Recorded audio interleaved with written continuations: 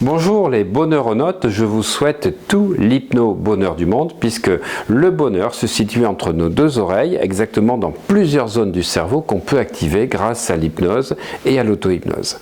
Alors je vous remercie pour tous vos likes, pour tous vos commentaires, pour tous vos partages absolument exceptionnels, ce que nous vivons ensemble.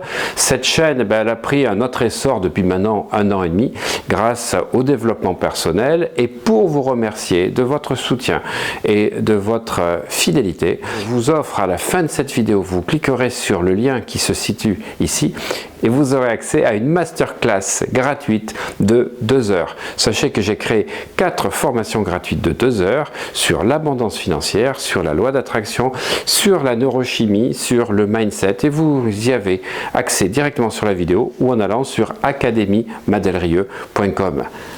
A tout de suite.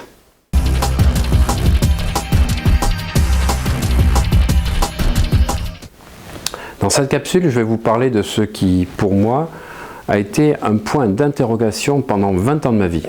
20 ans de ma vie où malheureusement, je cherchais des réponses, je cherchais donc dans des associations philosophiques, je me suis inscrit pour pouvoir comprendre un petit peu le sens de la vie, et puis surtout pour savoir pourquoi je n'avais pas forcément les résultats que je souhaitais.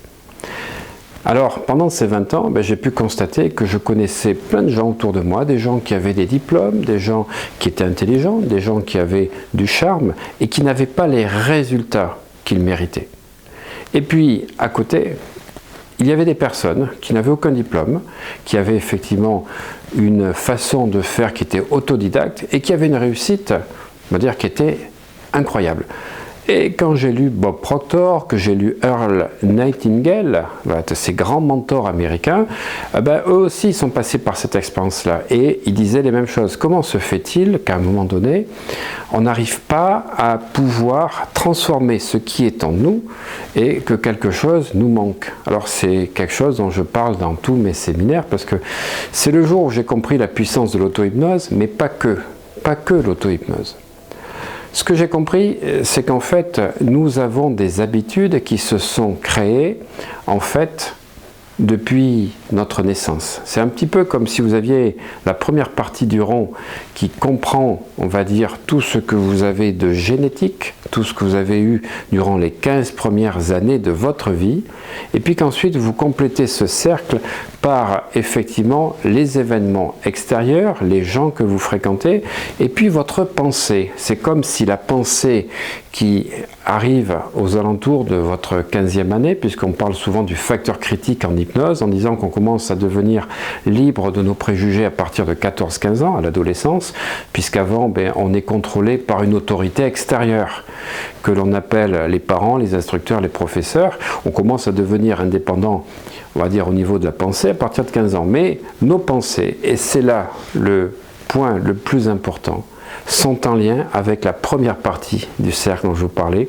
ce qu'on appelle, donc ce que Bob Proctor, ce que Earl Nightingale appelle le paradigme. Le paradigme, en fait, c'est ce qui est lié à tout ce que vous avez vécu, vu, entendu, ressenti durant ces 15 premières années. Et en fait, vos pensées, elles sont en lien avec le paradigme. Alors, c'est bien ça le problème. C'est que vous avez une pensée consciente. Vous avez aussi des pensées inconscientes dont on ne se rend pas compte, qui sont liées donc à nos croyances, à certaines peurs, à certaines expériences de vie. Mais tout ça est conditionné par cette partie paradigme. Alors, comment on peut sortir de ce paradigme? Comment on peut changer cet état d'esprit? Et comment on peut faire en sorte que malgré tout ce que vous avez en vous, vous n'arrivez pas à exprimer parce que quelque part, il y a un conditionnement qui n'a pas été prévu. Alors, c'est ce que j'explique dans mon séminaire en or pour oser réussir, où vous allez comprendre le fondamental de tout ce que j'ai appris en analyse transactionnelle pour comprendre les permissions, les autorisations, les interdictions que l'on a eues, comment on va les faire sauter et voler en éclats. Mais ce que je vais vous expliquer aujourd'hui dans cette capsule, c'est surtout de comprendre que tout ce que vous avez eu comme interdiction, comme ci, comme là, va créer les pensées correspondantes, les événements correspondants. Et ce paradigme va attirer à vous toutes les personnes qui sont en lien avec. Alors, pour ça, vous n'avez que 2 manières de changer vos pensées. La première, c'est les livres. Les livres vont vous mettre en contact avec une pensée qui est la pensée de l'auteur, voilà, et de toutes les personnes qui suivent cet auteur. Et c'est comme ça que vous allez pouvoir introduire de nouvelles pensées dans votre vie. Mais introduire de nouvelles pensées, ça ne veut pas dire que vous allez les mettre en action. Il faut changer aussi les habitudes. Et la deuxième chose, c'est les gens que vous fréquentez. Napoléon Hill l'a merveilleusement expliqué dans Réfléchissez, devenez riche, en expliquant que les personnes que vous fréquentez finissent par vibrer la même façon de penser, les mêmes croyances, les mêmes peurs, et que vous allez être aligné sur leur vibration. Et donc Jim Rohn, le grand mentor américain, qui est le mentor d'Anthony Robbins, dit la même chose. Prenez les personnes que vous fréquentez le plus dans votre vie, les 5 personnes fréquentées le plus, vous prenez leur revenu, vous avez à peu près votre revenu à 100 $ près. Vous prenez les croyances qu'ont les gens que vous fréquentez au niveau du couple, au niveau des sentiments, vous avez également vos résultats. Et c'est important de comprendre que ce que vous vivez, c'est comme un champ de résonance, et ce champ de résonance quantique est lié à la qualité des personnes que vous vivez. Alors premièrement, la question que je vais vous apporter aujourd'hui, le questionnement est important parce que chaque fois que l'on se pose une question, l'univers va tout faire pour trouver une réponse. C'est est-ce que les personnes que vous fréquentez, alors professionnellement, amicalement, relationnellement, sentimentalement, vous nourrissent? C'est-à-dire est-ce qu'elles sont quelque part positives? Est-ce qu'elles vous donnent des compliments ou au contraire est-ce qu'elles vous critiquent? Parce que c'est ce champ de résonance qui va attirer des événements en relation avec ce que vous vibrez. Donc est-ce que ce champ vous nourrit ou est-ce qu'au contraire il vous dessert et je dirais même vous détruit? Eh bien c'est là que la question se pose. Qu'est-ce qu'il faut faire pour fréquenter d'autres personnes ou pour couper avec ces personnes qui vous détruisent? Parce que vous pouvez lire tous les livres que vous souhaitez. Si vous ne fréquentez pas les personnes qui sont en résonance avec votre énergie et vos projets, ben vos projets n'aboutiront jamais. Alors je sais que c'est quelque chose de difficile et moi j'ai compris que j'avais des personnes autour de moi qui me bouffaient mon énergie, c'était il y a une dizaine d'années, et qu'en fait tout ce que je disais, tout ce que je vibrais, ben, c'était comme si j'étais vampirisé. Voilà, et donc c'est quand j'ai commencé à faire le tri dans ma vie et à dire que rien d'extérieur, retenez bien la phrase que je répète tous les soirs en me couchant, rien d'extérieur ne peut modifier ce que je mets sur mon écran mental.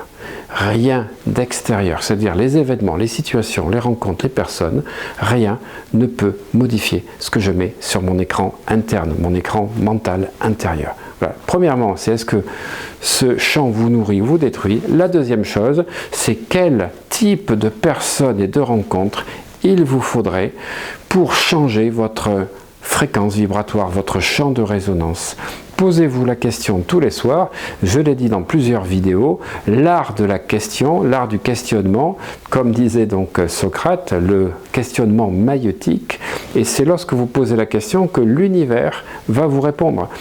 Le cerveau a horreur d'une chose, c'est que quand on a bien compris les slogans publicitaires, c'est des phrases non abouties ou des phrases sans réponse. Et le mental, il est fait pour vous apporter les réponses.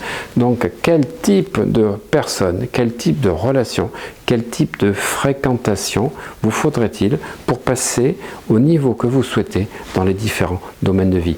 Marquez-le sur une feuille, lisez-le matin et soir et je peux vous dire que votre fréquence vibratoire va changer et que la loi d'attraction va commencer à se manifester de plus en plus positivement pour vous.